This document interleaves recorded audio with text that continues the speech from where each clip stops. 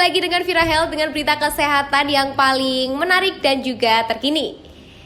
Mau tahu info seputar kesehatan? Langsung aja simak video berikut ini. History of the Statue of Liberty.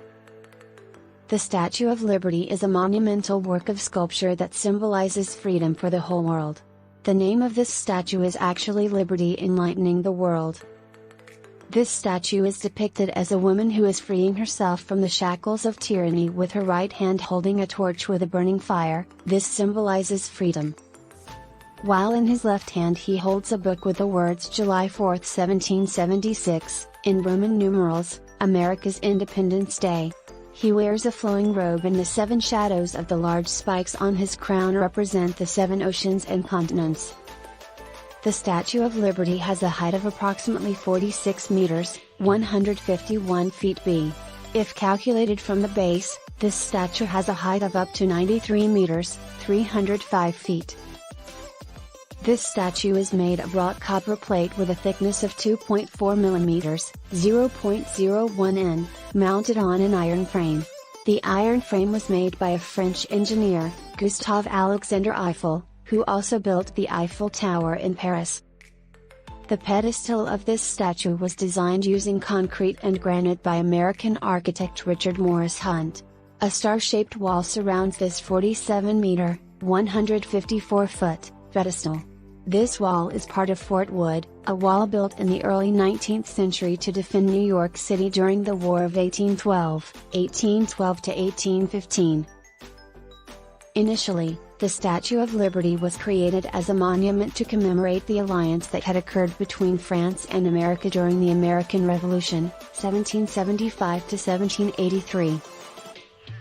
This statue was designed by the French sculptor, Frédéric Auguste Bartholdi and completed in July 1884. The French people donated money to build this statue. The American government itself built the foundation for this statue from funds raised by a newspaper entrepreneur named Joseph Pulitzer. This statue was first exhibited in Paris, then dismantled and shipped to New York, and reassembled as it is today. This statue is in receipt.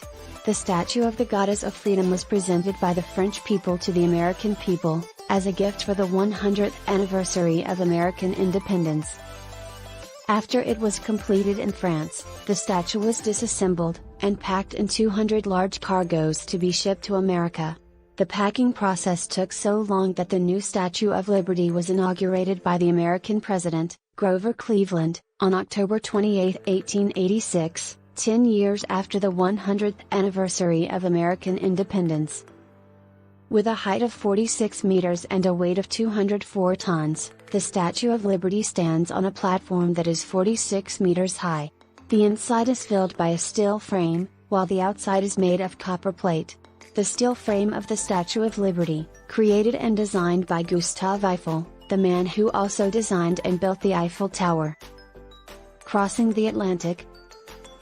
For its transatlantic voyage aboard the frigate Isère, the statue was reduced to 350 individual pieces and packed in 214 crates.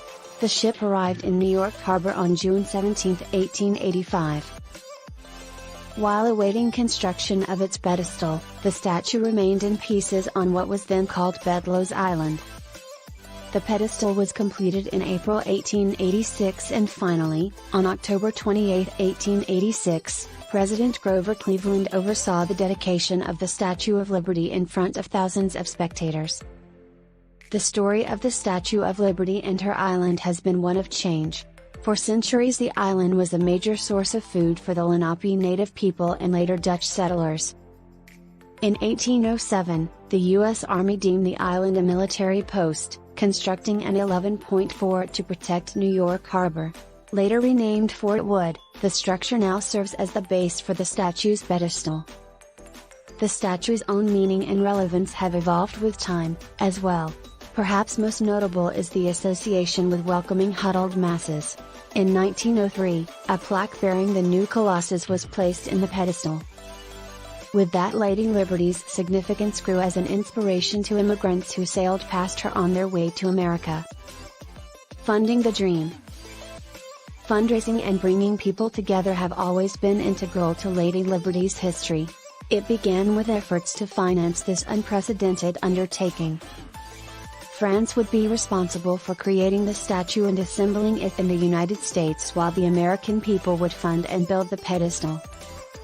To raise funds in France, public fees, various forms of entertainment, and a lottery were used. In the US, to finance the pedestal, benefit theatrical events, art exhibitions, auctions, and prize fights were held. Poet Emma Lazarus wrote her famous sonnet The New Colossus in 1883 for an art and literary auction. Oke, itu tadi adalah berita seputar kesehatan. Jika teman-teman ada request ataupun pertanyaan, boleh banget langsung aja tulis di kolom komentar ya. Dadah, see you di video selanjutnya.